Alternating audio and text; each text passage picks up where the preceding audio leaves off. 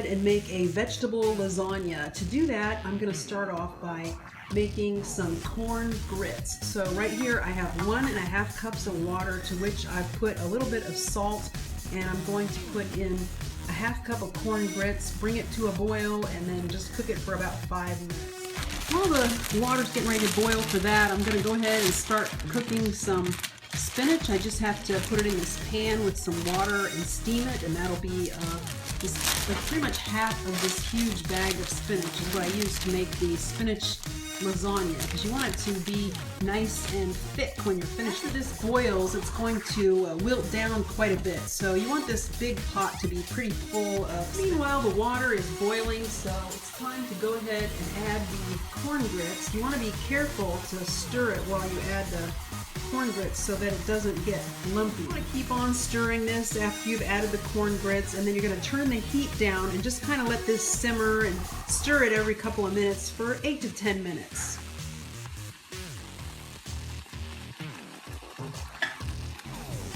I'm going to have to make some homemade marinara sauce, as I don't have any bottled stuff today. So to this big saucepan here, I've added 2 teaspoons of garlic powder, 2 teaspoons of onion powder, 1 teaspoon of oregano, 2 teaspoons of Italian seasoning, 2 teaspoons of basil, 2 teaspoons of sugar, a dash of cayenne pepper. I'm going to transfer the cooked grits into this high-speed blender and then mix it with the rest of the cheese, and 1/4 cup of cashews, 1 teaspoon of garlic powder, 2 teaspoons of onion powder, 1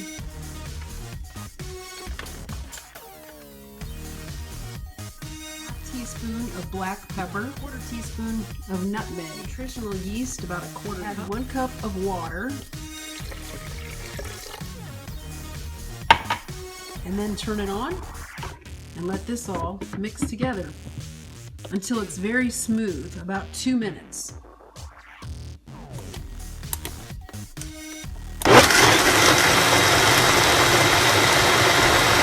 just going to dice this onion pretty quickly here. You pulse it about 30 times, it generally has about the right consistency.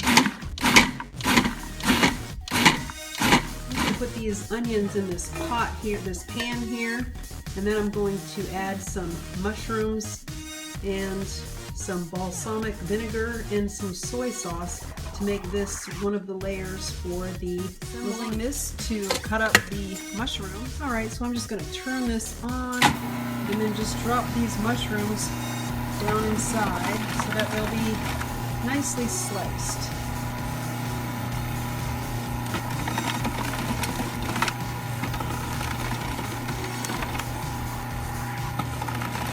I've got a whole bunch of them here. I'm just going to do them, and then I'm going to put them in with that onion. I'm going to add these, and then I'm going to add a tablespoon of soy sauce and 2 tablespoons of balsamic vinegar, and just stir this around until the mushrooms are nice and soy sauce, 1 tablespoon, 2 tablespoons. And the spinach looks pretty good, so I think we'll preheat the oven to 350 degrees.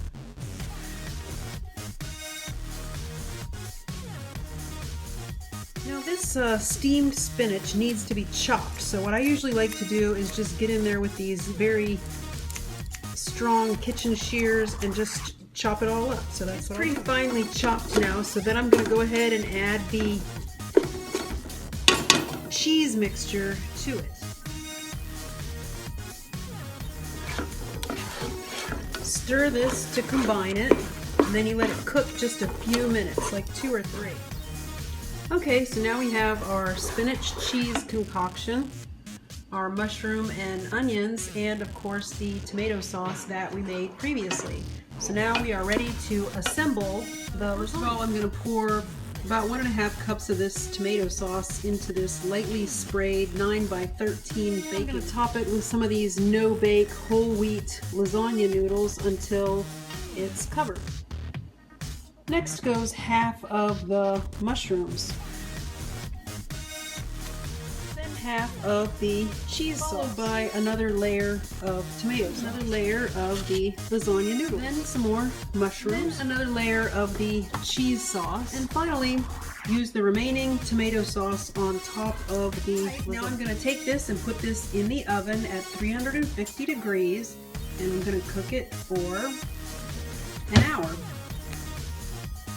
I'm going to tightly cover it with foil first though, so it will cook just the way it's supposed to. Alright, we're going to let it cook for 1 hour at 350 degrees.